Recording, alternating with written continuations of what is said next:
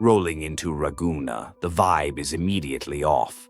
The city's usual cheerful energy is gone, replaced by a weird gloom. Instead of hitting up the local food spots, there are more important things to deal with. First mission: locate Cartithia, because a mysterious relic needs unlocking. Turns out the relic is a civilization capsule, basically an ancient data recorder from the Sentinel. The catch? It needs Leviathan's power to open, which is super weird since it's Sentinel tech. This whole situation is a puzzle, and Cartithia is supposedly the key to figuring it out. Stumbling upon a street performance by the Troupe of Fools feels like a weird side quest. Their play is all dramatic and poetic, talking about fate, destiny, and becoming ashes to be reborn. It is a bit much, but it sets a seriously dramatic tone for what is about to go down. Suddenly, Rover gets pulled into a wild illusion or dream. It is a full-on cinematic experience with cryptic voices talking about fate and a swirling maelstrom. It feels like a trailer for a horror movie, and it is clear this is not just a random nightmare. The dreamscape gets even weirder, with a voice straight out of a video game's final boss monologue. It is all path of glorious ascension and forsake all hope. Tacit discords are just chilling, not attacking, which is a major red flag that this is not your average dream. Waking up, Rover learns that the whole city is having these messed up dreams about the fall of Rena. It is a collective nightmare, but somehow only affecting the locals. The crew decides a new play might lighten the mood, but the underlying anxiety in Raguna is thick.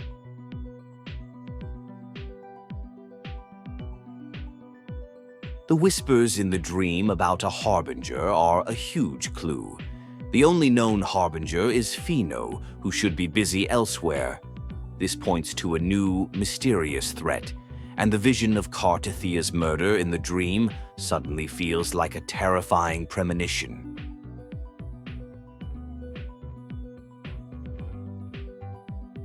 Arriving at the inverted tower to find Cartithia, the dream becomes a horrifying reality. They witness a mysterious woman, the so-called Discord Slayer, take down Cartithia exactly as foreseen. Her tacit mark flickers, but something is wrong. Her frequency is gone, yet she is still resonating. The scene of Cartithia's death is full of contradictions. She was a powerful fighter, yet she did not seem to resist. The inverted tower is a secret, sealed location, yet the intruder broke in physically. There are traces of dark tide energy, connecting this to a much larger threat. The mysterious attacker used dark tide energy, leading to the theory that she might be another Harbinger. With Cartithia gone, the immediate goal shifts. The crew needs to hunt down the killer and get answers, while Canella takes Cartithia's body to the Physalia estate for protection. While tracking the killer, Rover runs into Ovidius, a gladiator from Septimont. It turns out they are hunting the same person, a silver-haired woman with violet eyes known as the Discord Slayer. They decide to team up, suspecting she is connected to a recent tacit discord outbreak. Ovidius explains that the Discord Slayer has been spotted leading tacit discords, and her appearances perfectly coincide with the recent chaos. He sensed the Dark Tide's frequency on her, confirming she is a major player in the unfolding disaster. The hunt is officially on, with a solid lead. Ovidius gets real for a second, yapping about his own journey. He feels like a blank page in Raguna, free from the destiny crafted for him in Septimont. He is on a quest for self-definition, wanting to write his own story instead of being a character in someone else's. Inside a tacit field, Rover gets hit with another illusion, but this time the Discord Slayer helps him break free.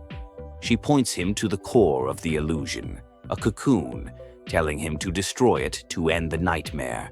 Her actions are confusing. She is an antagonist who helps. After the battle, Ovidius recounts seeing a figure named Caligula, a legendary Mad King known for wielding black resonance energy. This historical deep cut adds another layer of mystery, suggesting the current crisis has roots in an ancient evil that embraced the dark tide. Trying to get a lead, Rover uses telepathy on the lingering dark tide energy. He hears the voices of Zani and Carlotta from Alvarado Vault, realizing the civilians evacuated there are in immediate danger. The crisis is escalating, and they have to rush to the next hotspot. At the vault, things get wild. Tidespawn have evolved and can now perfectly mimic humans. The Discord Slayer shows up, and a figure disguised as Fenerico attacks, revealing the Dark Tide's new, terrifying ability to create convincing decoys. The nature of the enemy has completely changed. The fake Fenerico starts monologuing about divine paradise and judgment, but it is clear he is just a puppet. His goal is the civilization capsule. This reveals that the enemy is not just causing chaos. They have a specific strategic objective tied to the ancient Sentinel legacy. The Discord Slayer uses a power called the Light of Genesis to expose the Tidespawn mimics, revealing their true monstrous forms. The fight becomes a desperate defense of the civilization capsule, with the fake Fenerico as the central target. Taking him down is the key. Touching the capsule throws Rover and Ovidius into another dimension inside it. There, a recorded message from Imperator the Sentinel plays. It is a massive lore dump explaining the origin of Raguna, humanity, and the creation of Leviathan from the shadow of their collective consciousness. Imperator's message reveals that Leviathan has been a spiritual parasite since civilization's dawn, feeding on obedience and twisting faith. The Sentinels' fight against it accidentally unleashed the dark tide, scarring the world. The history of this conflict is far deeper and more tragic than anyone knew. The capsule's lock mechanism is explained. It needed both Sentinel and Threnodian frequencies because Imperator sealed a memory of Leviathan inside it. The capsule was always meant for Rover, but its opening would also stir Leviathan, setting up the current Final Confrontation with humanity's oldest fear. Inside the capsule, the Discord Slayer, whose real name is Galbraena, finally explains the master plan. Cartithia is not truly dead. Her death was a calculated move to send her humanity into the dark tide to act as an anchor, trapping Leviathan's frequency so it can be destroyed. Galbraena explains how the new Harbinger works. They resonate with dark emotions, acting as an anchor to pull horrors into reality and evolve the Tidespawn. The mimics are feeding off the Harbinger's thoughts and memories, which is why they have become so sophisticated and human-like.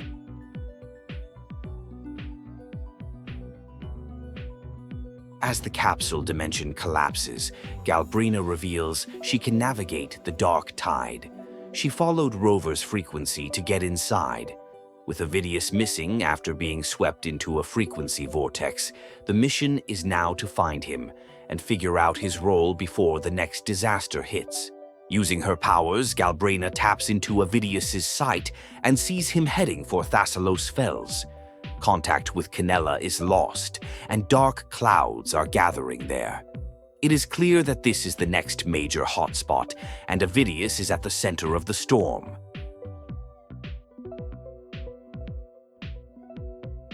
In Thassalos Fells, the true horror of the evolved tide is revealed. It feeds on despair, corrupting people from the inside out. The Physalia family, with their deep ties to Leviathan, are the first to fall. For those too far gone, the only mercy is a quick death. They learned from Canella that a divinity statue began whispering in people's minds, followed by the Tidespawn. It was Leviathan's voice, awakened by something. All signs point to Ovidius being the trigger, making finding him the absolute top priority to stop the spreading corruption. They find Ovidius, but he is in a bad state. The civilization Capsule forced the memories of the Mad King Caligula into him, and he believes it is his inescapable fate. He is unintentionally summoning Tidespawn, fully consumed by the role of the tragic, doomed king. Ovidius fully embraces his new persona as the Mad King, ready to tear down the world. It becomes clear he is not just corrupted, he is being puppeteered by a twisted narrative of fate. The only way to save him is to fight him and make him remember who he truly is. During the fight, Rover sees a memory from within the dark tide. A young girl, presumably Galbraena, fiercely resisting being consumed.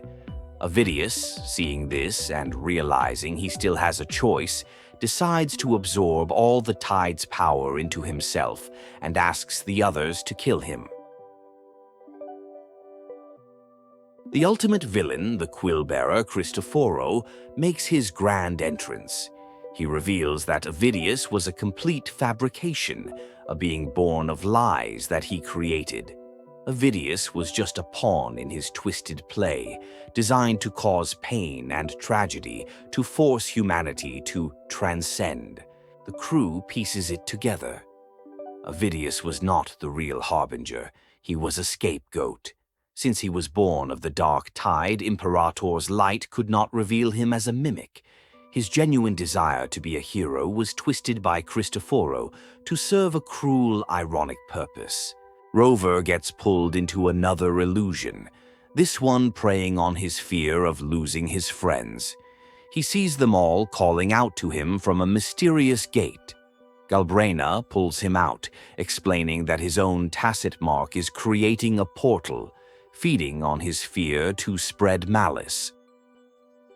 The big twist drops. Rover is the new harbinger of the dark tide. Cristoforo orchestrated this all along. The real source of the corruption is not Rover, but his companion Abby, who once ate a piece of the dark tide. Their shared life force makes Rover the anchor. Canella provides crucial lore. Leviathan is the master of the deep, a manifestation of humanity's collective subconscious and shared trauma. Cristoforo's plays were designed to stir conflict and feed Leviathan negative emotions, fueling its power and bringing its journeying paradise closer to reality. The final plan is set. Leviathan can read Rover's thoughts due to the dark tide mark, so the full strategy cannot be shared with him. He is no longer just a harbinger of despair, but has also become a vessel for Rena's hope. The final battle will be in Septimont. Arriving in Septimont, the situation is cooked. A high tide of dark spawn is randomly surfacing everywhere, and the city is in full evacuation mode.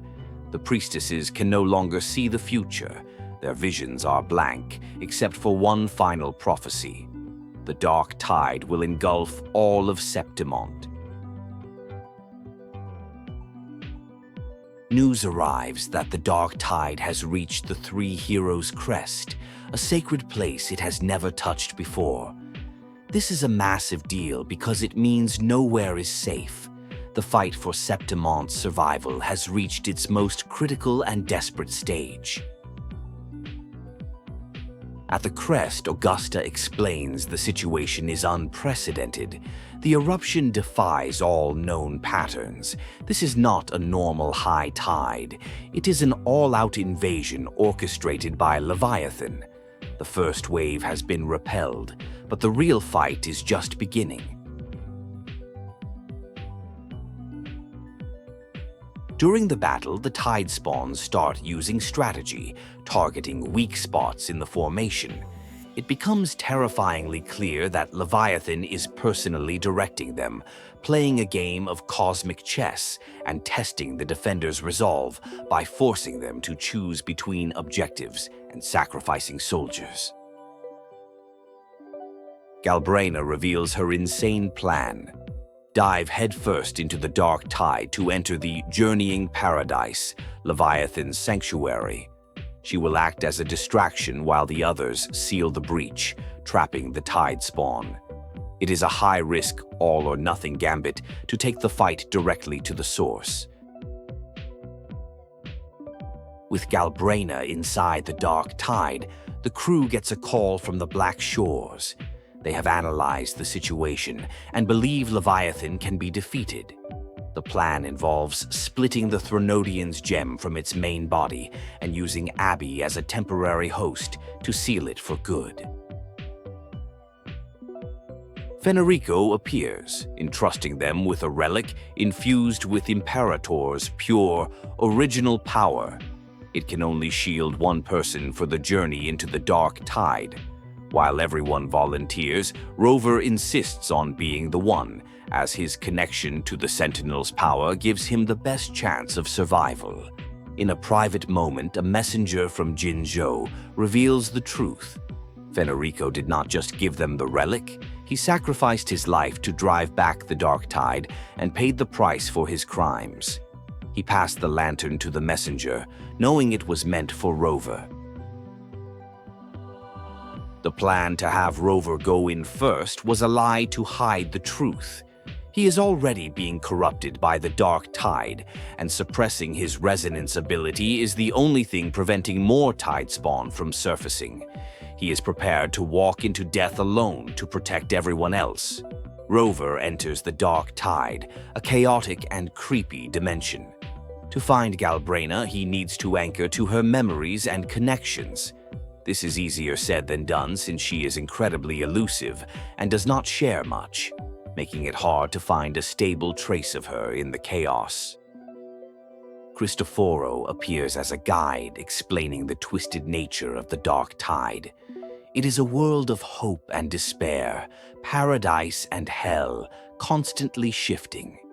To find Galbraena, Rover must walk her path and endure the same trials she faced, starting with her memories. Rover witnesses a memory of a young Galbraena in Septimont. She was an outcast because of her immense innate power, which others saw as unfair.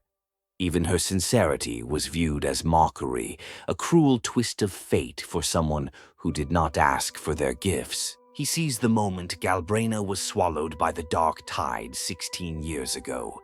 Her fellow gladiators, corrupted and dying, gave her what remained of their strength.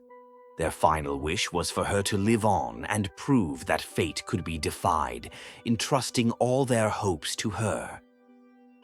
The memory shows Galbraena making a pact with a powerful Tasset discord, Chimera, to survive.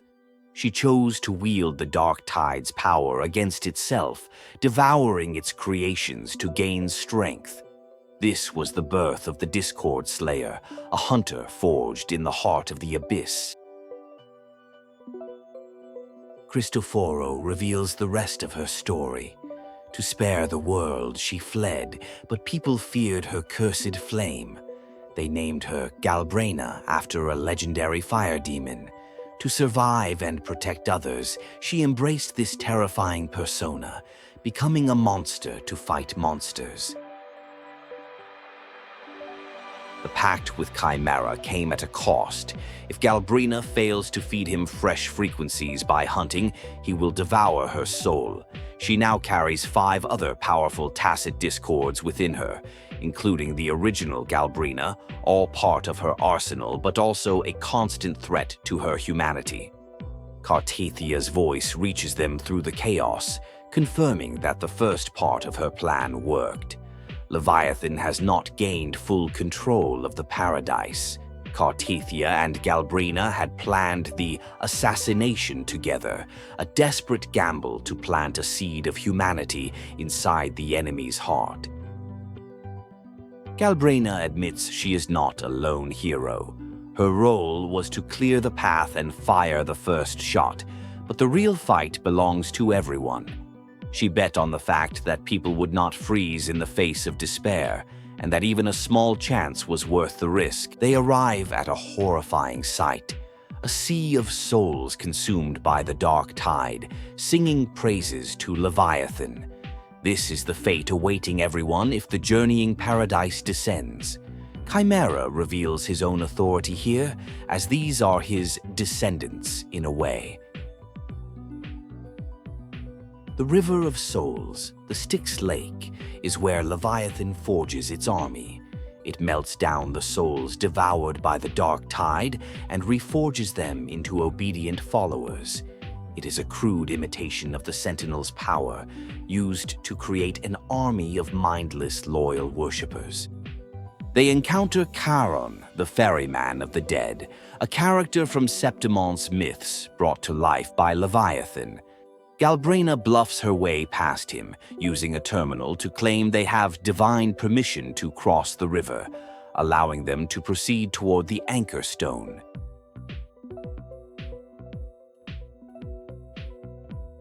Just as they activate the Anchor Stone, the Freitas attacks in the real world.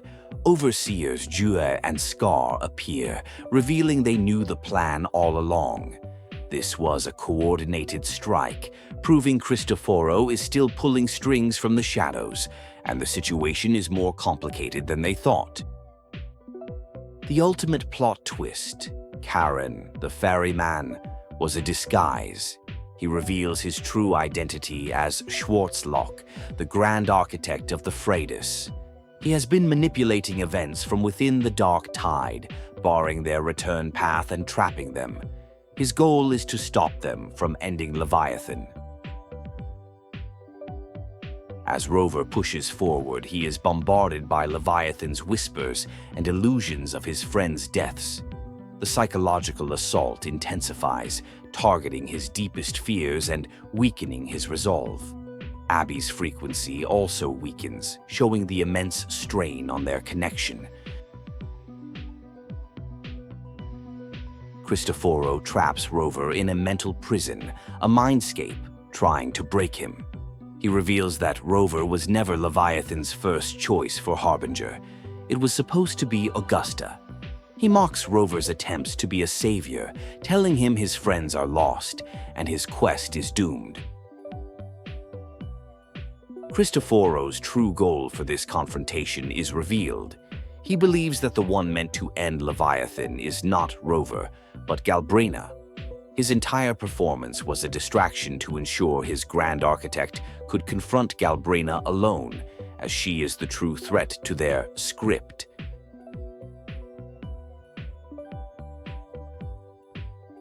Galbraena unleashes her full power, revealing she has broken and tamed all the Tasset discords within her.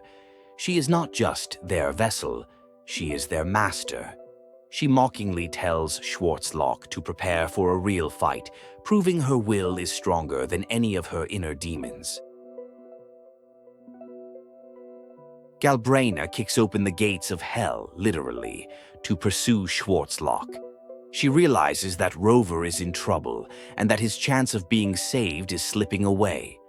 Believing in fate is not her style, so she decides to risk everything to carve her own path forward.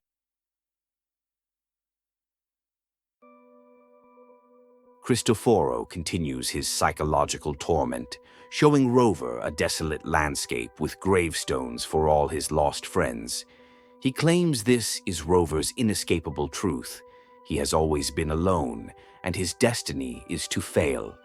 This is the final push to break his spirit completely.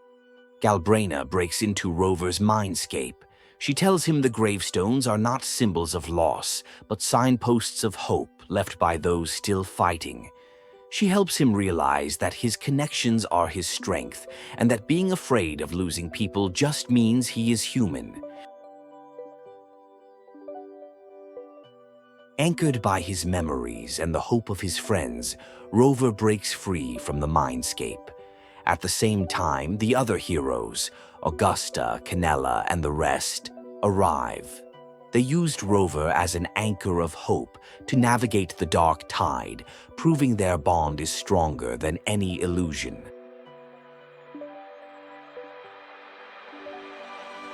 The full squad is back together. Galbraena reveals that Abby can no longer be the vessel for Leviathan's gem, but she can absorb it instead. With their forces united and a clear plan, they are ready to face Leviathan and shatter the false paradise it has built. They confront Leviathan, who is using Cartithia's form and voice. It declares itself the one true divinity of Raguna. The final battle begins, not just against a monster, but against the twisted god complex born from humanity's own fears and desires for unity. With everyone's help, they manage to awaken Cartithia's consciousness within Leviathan. She joins the fight from the inside, standing for humanity. Leviathan is furious that its own vessel, its blessed maiden, has betrayed it for the sake of mortals. The tide of the battle begins to turn. The final phase of the fight is an epic, coordinated assault against a massive, enraged Leviathan. The people of Raguna, hearing their call, sing a song of hope that pierces the dark tide, weakening the beast.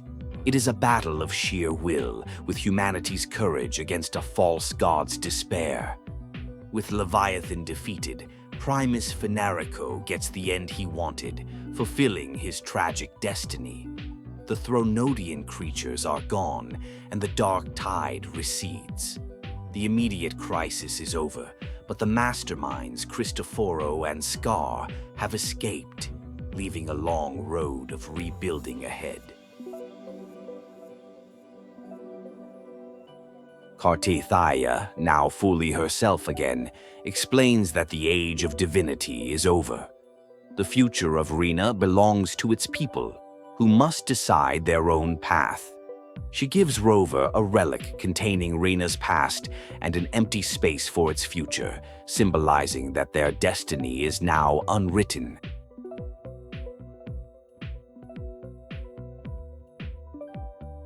With the fighting over, Galbraena reveals that the Thronodian essence she absorbed is making Chimera crave cold food, a funny, humanizing moment after all the chaos.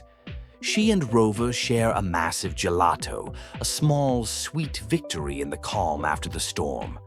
The Black Shores confirm the Thronodian gem has been contained, but it is incomplete, meaning a piece of it is still out there. This is a huge step, but it also confirms that the fight against the Lament is far from over. This victory was just one battle in a much longer war.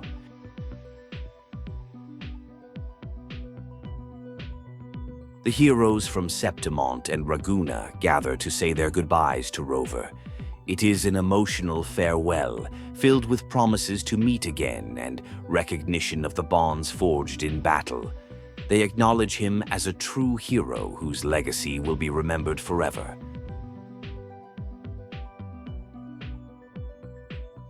In her final moments before leaving, Galbraena tells Rover her real name, Angel. It is a quiet, meaningful reveal, a promise of a future where she can be more than just the Discord Slayer. The name itself is a beautiful contrast to the dark path she has walked. In the final scene, Cristoforo reveals his grandest trick yet. He used Leviathan's power to depict Schwarzloch back into reality from the dark tide. His entire tragedy was a success designed to end civilization's infancy. The play is not over. This was just the end of an act. The true endgame is revealed. Cristoforo's faction now has all the pieces they need: a Thronodian resonator, an artificial Thronodium, and the knowledge of a second resonance awakening. Their goal is to guide humanity into eternity, and their work has only just begun.